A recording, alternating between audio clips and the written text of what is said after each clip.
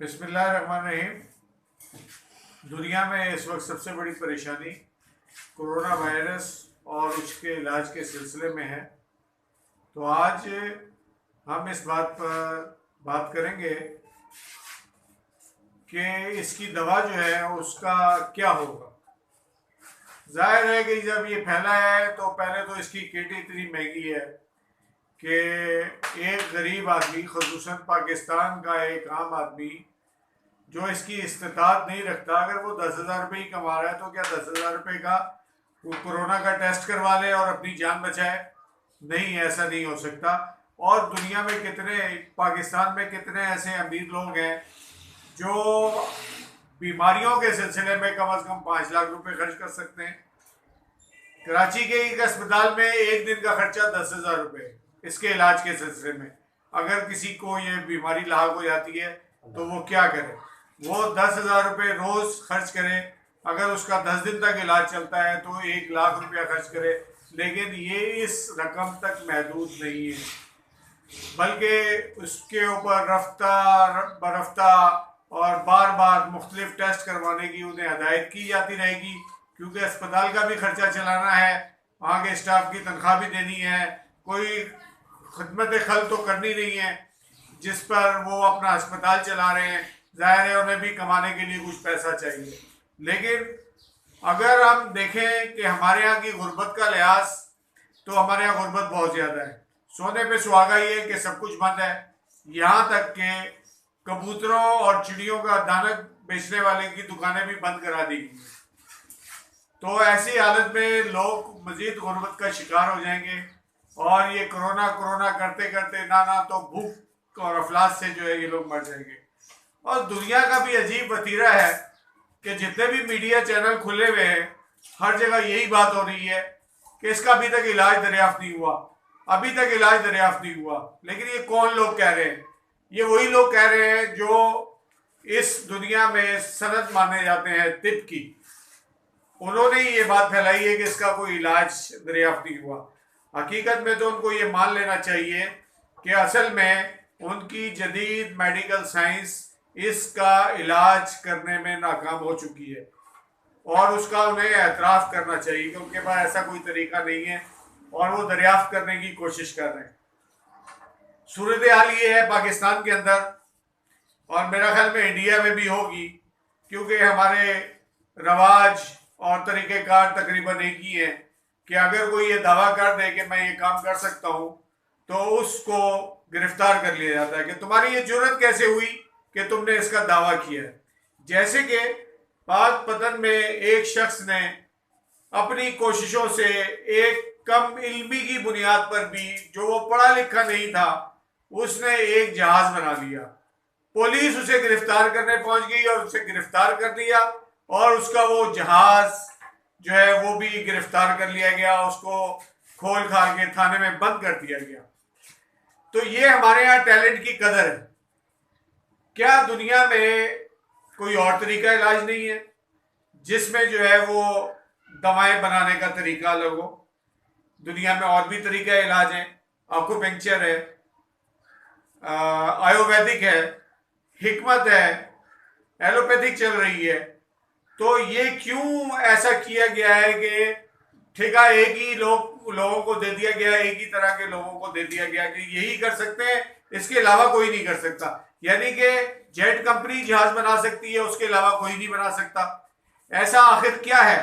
Talent तो हर जगह मौजूद है, लेकिन हमारे यहाँ उस टैलेंट को पकड़ा जा रहा है, उसको गिरफ्तार किया जा रहा है। होम्योपैथिक सिस्टम ऑफ मेडिसिन 300 साल पहले राइज हुआ था और उसने जो तरीक़ेकार डॉक्टर सैमुअल हैनीमैन ने वज़ा किया तो वो किसी को हजम नहीं हुआ कि दवाएं बनाने का एक नया तरीक़ेकार जो है उसने दरियाफ्त किया और उसे आज तक रगेदा जा रहा है, उस पर तंज किया जा रहा है कि ये साइंटिफिक नहीं है, ये फला है, इसमें कोई तहकीक नहीं हुई, इसमें पहले जो तजर्बात किए गए थे वो पुराने हैं और उस ज़माने में जो दस्तयाब हालात थे उस ज़माने में उस शख्स ने, यानी कि डॉक्टर सैमुअल हैनीमैन ने जो चीज़ें बनाई और जो थ्योरी पेश की वो आज तक कारामद है, और उसकी बनाई हुई दवाएं जो है वो आज तक कारामद हैं। जबकि दूसरे सिस्टम ऑफ मेडिसिन में आए दिन इन चीजों की दवाएं तब्दील होती रहती है। अब गरीब आदमी क्या करे जब ये आज इतना महंगा इलाज, एक खांसी के इलाज के लिए पिछले हफ्ते डॉक्टर ने दवाएं लिख के दी। आप यकीन नहीं करेंगे कि एक हफ्ते की दवा खांसी की 800 रुपए में खरीदी गई। तो लेकिन जो तरीका हैनीमैन ने इजाद किया उसके मुताबिक लोगों को इंतहाई सस्ता इलाज जो है वो मिलना था, और लेकिन वो भी लोगों को बर्दाश्त ना हुआ। उसने किया क्या? उसने जो तहकीक की उस पर तो हम बाद में बात करेंगे, लेकिन उसने जो दवा बनाने का तरीका इजाद किया, उसने मुख्तलिफ ज़राए से दवाएं तैयार की। यानी कि पौधों से दवाएं तैयार की, जानवरों से तैयार की, जहर से तैयार की, और शुआओं से तैयार की, और इंसानी जिस्म के सेहतमंद अज़ा और इंसानी जिस्म या जानवरों के बीमार अज़ा से भी दवाएं तैयार की। और वो दवाएं आज तक होम्योपैथ कामयाबी से इस्तेमाल कर रहे हैं। अगर उनमें असर नहीं होता तो दुनिया में ये इलाज फैलता ही नहीं, और यहाँ पर लोग उसके मोतक़िद नहीं होते। करोड़ों की तादाद में लोग उसके मोतक़िद हैं और इलाज करवा रहे हैं और सेहतयाब हो रहे हैं, और उन्हें तो इस बात पे कोई वो शुबा नहीं है कि इस इलाज में असर पजीरी कितनी है और कितनी नहीं है। वो अपने होम्योपैथिक डॉक्टरों से मुतमईन है, और ये तरीक़ेकार जो है वो उनको सेहतमंद भी रखता है और उनकी आने वाली नस्लों को अद्वियात के बुरे असरात से भी महफूज रखता है। मिसाल के तौर पे हम लहसुन को ले लेते हैं, जिसके बारे में आजकल की जदीद साइंस कहती है कि अभी इसके बारे में ये दरियाफ्त नहीं हुआ कि इसके फवायद क्या है साइंसी तौर पे। सीधी सीधी बात करें कि आप वो दरियाफ्त करना ही नहीं चाहते उसको, कि अगर सब लोग लहसुन खाना शुरू कर देंगे तो हमारा कारोबार ठप हो जाएगा, सब लोग इस तरफ राग़िब हो जाएंगे। मेरी एक कार्डियोलॉजिस्ट से बात हुई जो अपने मरीज को कोलेस्ट्रॉल कम करने की और दिल की दवाएं जो है वो दे रहे थे, और उनकी उस मरीज की दवाओं का खर्चा तकरीबन 1000 रुपये एक हफ्ते का था। और जब उनसे पूछा गया कि डॉक्टर साहब ये आजकल सेब और सिरके का जो मरकब बन के लोग इस्तेमाल कर रहे हैं कि दिल की तकलीफ ठीक हो जाती है, तो आपके ख्याल में कैसा है? तो उनका एक जवाब था जो आजकल सब जगह मशहूर है कि साइंटिफिकली ये प्रूव नहीं हुआ। तो हमें ये कहना चाहिए कि हम साइंटिफिकली प्रूव करना ही नहीं चाहते। जाहिर है कि सब लोग ये चीजें खाने लगे कि हमारी दुकानदारी कहाँ चलेगी। तो फिर जब डॉक्टर से दोबारा सवाल किया गया, पेशेंट ने सवाल किया, डॉक्टर साहब क्या ये लहसुन अदरक का जो सिरप है ये और आपकी दवाएं दोनों एक साथ इस्तेमाल की जा सकती है? तो उनका जवाब ये था कि आप ऐसा करेंगी तो आपका खून और पतला हो जाएगा। इसका क्या मतलब हुआ कि उन्होंने इस बात को तस्लीम कर लिया कि ये खून को पतला भी करती है, कोलेस्ट्रॉल को भी कम करती है। लेकिन चूंकि उन्होंने इतनी तालीम हासिल की हुई है और वो तालीम जो है उनको एक बड़ी रकम दिलवा रही है, अगर वो ये चर्चा करना शुरू कर देंगे तो लोग जो है लहसुन अदरक पर गुजारा करेंगे, उनकी दवाएं खाने के लिए नहीं आएंगे।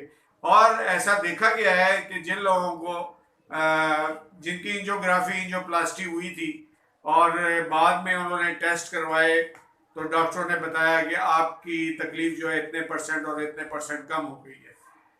तो डॉक्टरों से छुप छुपा के लोग जो है वो ये चीज़ें इस्तेमाल कर रहे हैं, लेकिन उन्हें इस सिलसिले में आज़ादी होनी चाहिए कि वो किस किस्म का तरीका इलाज जो है वो इख्तियार करना चाहते हैं, अपना जिस्म किस डॉक्टर के हवाले करना चाहते हैं। इस वक्त जो मैं चीज़ बताना चाह रहा हूँ कि होम्योपैथिक के खिलाफ प्रोपेगेंडा करने वाले ये नहीं जानते कि इसकी दवाएं तैयार कैसे होती हैं।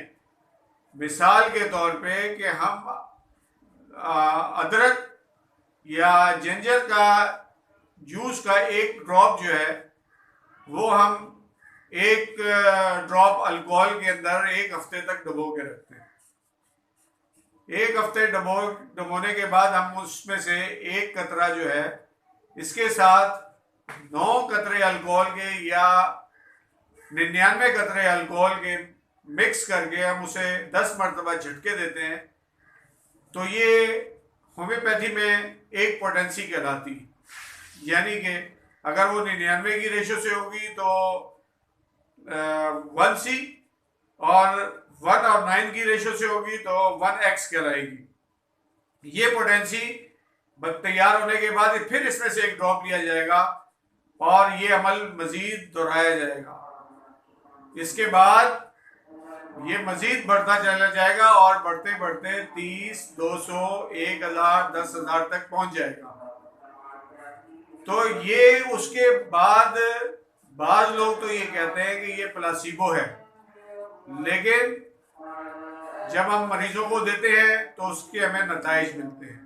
तो इसलिए हम ये कहते हैं कि सिर्फ तनहा एक सिस्टम ऑफ मेडिसिन कोरोना का इलाज दरियाफ्त नहीं कर सकता। दूसरे सिस्टम ऑफ मेडिसिन में भी ये सलाहियत मौजूद है कि वो इन बीमारियों का इलाज दरियाफ्त करे और मरीजों का इलाज करे, दुखी इंसानियत की खिदमत करे। तो हुकूमत से भी मैं कहता हूँ कि वो होम्योपैथिक डॉक्टरों को ये मौका दे कि वो अपने सिस्टम ऑफ मेडिसिन के ज़रिए लोगों का इलाज करे और मेडिसिन मजीद बनाने का मौका फराहम करे। लेकिन हमें इस बात की कोई परेशानी नहीं है कि लोग जो है वो अगर हुकूमत तस्लीम करे या ना करे, लेकिन लोगों ने आखिर हमारे पास ही आना है, इसलिए कि लोगों के पास इतना पैसा नहीं है कि वो आपका इतना महंगा तरीन इलाज करवा सके, ना आपके पास इतना बजट है कि इतने सारे लोगों को आप ये इलाज मुफ्त मुहैया कर सके। इसी के साथ मैं अपनी वीडियो ख़त्म करता हूँ। होम्योपैथिक जिंदाबाद, पाकिस्तान जिंदाबाद।